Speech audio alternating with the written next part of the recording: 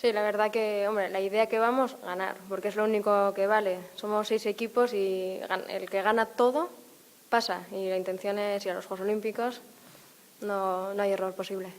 Pues a ver, en la teoría y en el papel todo es muy bonito, somos cabeza de series, superiores en ranking, pero se juega en Bélgica y Bélgica se ha puesto las pilas y está muy fuerte. Y también hay que tener en cuenta Irlanda, que son potencias los dos que han mejorado y que están apostando muy fuerte.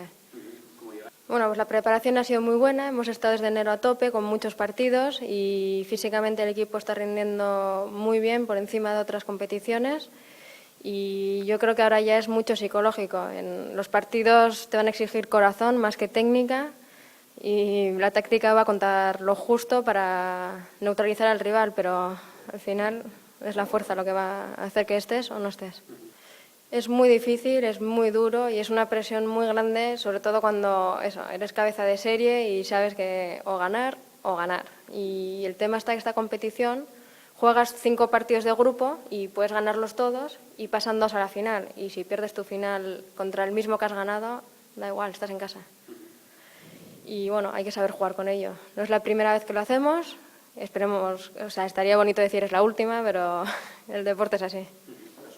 Sí, no, personalmente me encuentro muy bien. Hace ya, pues la temporada pasada ya me encontré en un nivel muy alto. El verano en la Copa Europa me fue muy bien y yo creo que he mantenido y ahora estoy subiendo incluso el nivel, sobre todo la confianza, el saber estar, dirigir a mi equipo. Yo me encuentro muy bien, creo que las cosas las he hecho como tenía que hacer, me he dejado la piel. Pero bueno, tengo mucha competencia en la portería, somos 2 buenas porteras y el seleccionador tiene que elegir, no está en mi mano ya lo que queda. Bueno, sería una pena y algo muy duro para futuras jugadoras de hockey, porque dependemos mucho de la beca y si te quedas fuera, adiós beca y ya sería dedicarte a este deporte por amor propio. Hay gente que lo haría y sé que hay gente que no, pero no por tema dinero, sino por tema de que tienes que dejar tus estudios, tienes que dejar tu vida, tienes que dejar tu casa para estar en otro sitio y hacer deporte. Y eso en el trabajo y en la vida laboral hay cierta edad que no se puede.